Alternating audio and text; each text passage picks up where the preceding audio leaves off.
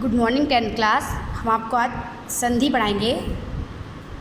देखिए, आपका टॉपिक है संधि। आपके कोर्स में यण संधि है बच्चों, वृद्धि संधि थी जो अब नहीं है, अब केवल कोर्स में यण संधि है 10th क्लास। तो पहले आप संधि जान लीजिए, संधि कहते किसे हैं। संधि का शाब्दिक अर्थ होता है मेल या जोड़। संधि का शाब्दिक अर्थ होता है मेल या जोड़, किन्हीं दो चीज़ों को मिलाना।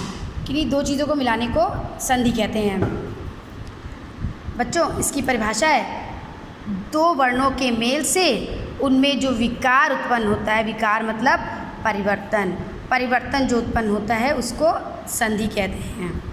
दो वर्णों के मेल से जो उसमें विकार उत्पन्न होता है, वर्णों में जो परिवर्तन उत्पन्न होता है उसको संधि कहते हैं। जैसे हमने एग्जाम्पल लिया हिमालय, हिम माँ में आ मिला है, आ यहाँ बड़ा आ है, छोटा आ बड़ा आ मिलकर के बड़ा आ बन गया है, तो वर्ण में परिवर्तन हुआ। हमने बोला तथा, तथैव को हमने संधि किया तथा प्लस एव, तथा आ और ए ये मिलकर के यहाँ पे ना आ दिख रहा ना ए दिख रहा बल्कि ए दिख रहा है, तो यहाँ पर ए बन गया है। ऐसे बच्चों हमने बोला सु प्लस आगत, सा में ऊ मिला हुआ है, आ है, लेकिन जब यहाँ पर आया तो ना ऊ दिख रहा ना आ दिख रहा बल्कि वाह दिख रहा है, तो ये यहाँ पर बच्चों ये मैंने गलत लिख दिया, यहाँ पर वाह हो गया है। यहाँ जो परिवर्तन हुआ है वो वाह हो गया है। तो दो वर्णों के मेल से जो विकार उत्पन्न होता है, वर्णों में जो विकार उत्पन्न होता है उसको संधि कहते हैं। संधि के बच्चों तीन भेद होते हैं, स्वर संधि, व्यंजन संधि, तीसरा आपका ये है विसर्ग संधि। स्वर संधि, व्यंजन संधि, विसर्ग संधि। बच्चों तीन भेद होते हैं आपके संधि के।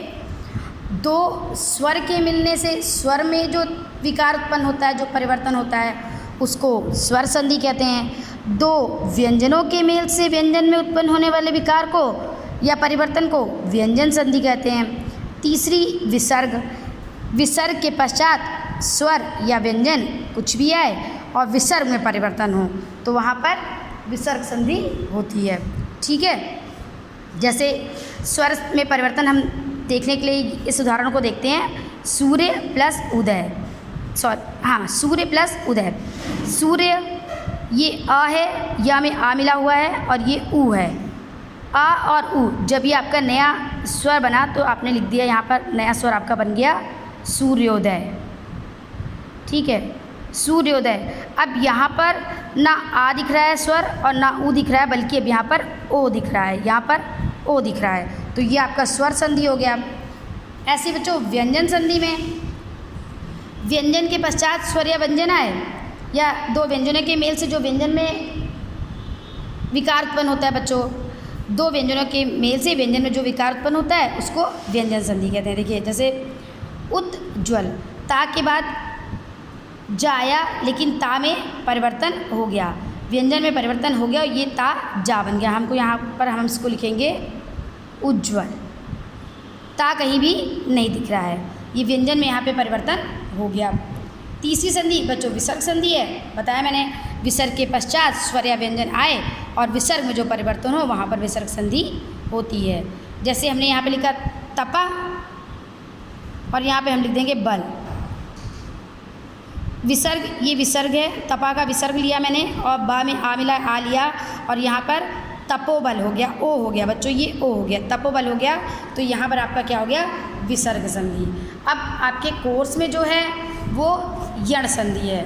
बच्चों ध्यान दीजिएगा, बोर्ड में इस बार कोविड-19 के चक्कर में कुछ कोर्स कम हुआ है तो आपकी वृद्धि संधि हट गई है, अब आपके कोर्स में केवल यण संधि है।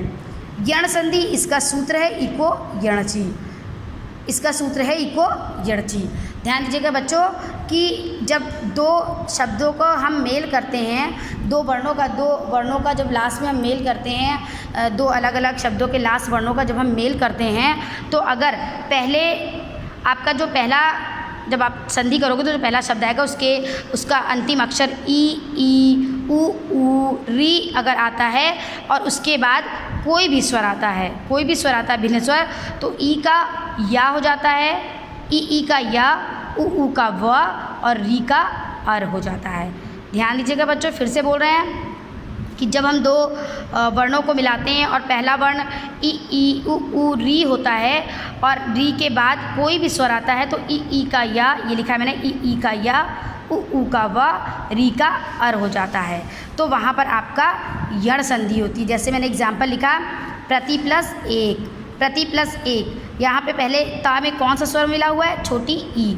अब छोटी ई हो चाहे बड़ी हो, इसके बाद कोई भी स्वर है, ई का बच्चों क्या बनेगा, या। तो यहाँ पे प्रति प्लस एक, ई प्लस ए, मैंने का बना दिया प्रत्येक। अब ना यहाँ छोटी ई दिख रही है ना ए दिख रहा है, बल्कि यहाँ पर क्या दिख रहा है आपको, य दिख रहा है। ई का या बन गया। अब सु प्लस आगत, सु उ, देखिए उ है, ये बच्चों छोटा उ है, उ है, उ का वा बन जाएगा। तो यहाँ पे मैंने लिखा सु प्लस आगत, यहाँ पे उ है, अब चाहे छोटा उ चाहे बड़ा उ, दोनों का वा बन जाएगा। तो उ और यहाँ पर आगत है, ये आ, ये आपका है आ। उ के बाद कोई भी स्वर आएगा, लेकिन यहाँ पर आपका उ का वा बन जाएगा। देखिए स्वागत, उ नहीं दिख रहा है, आ नहीं, मतलब उ नहीं दिख रहा है और यहाँ पर वा बन गया है आपका। तो सु प्लस आगत आपका हो गया स्वागत। ठीक है बच्चों, उ का वा बन गया। ऐसे री का अर बन जाएगा। मात्र प्लस आदेश, मात्र ता में री मिला हुआ है और आ है, तो री के बाद कुछ भी आ रहा है तो री का अर हो जाएगा। तो यहाँ पे जो ता के नीचे में ये ऋषि वाला निशान लगाए हैं, अब यहाँ पर अर बन जाएगा। ता और रा से बना होता है तो मात्रादेश हो जाएगा, अर बन जाएगा बच्चों, री का अर हो जाएगा। देखिए ई का य, उ का व, री का अर, ये आपकी यण संधि है। इसको आप पढ़ लीजिएगा अच्छे से बच्चों। जितने आपके एग्जाम्पल, आपकी बुक के पीछे भी एग्जाम्पल दिए होंगे, ये आपकी जैसे बुक है तो इसमें भी यण संधि के एग्जाम्पल दिए हैं, तो इसका आप अभ्यास कर लीजिएगा। जितना भी दिया हुआ है उसका आप अभ्यास अच्छे से कर लीजिएगा, अच्छे से पढ़ लीजिएगा। जैसे दिया है यदि प्लस अपि, यद्यपि, प्रति प्लस एक, प्रत्येक, बड़ी ई का नदी प्लस अभी, नद्यपि, या हो गया, बड़ी ई का भी है, तो इसका आप अभ्यास कर लीजिएगा और जो मैंने वर्क दिया उसको कंप्लीट कर लीजिएगा। ठीक है बच्चों।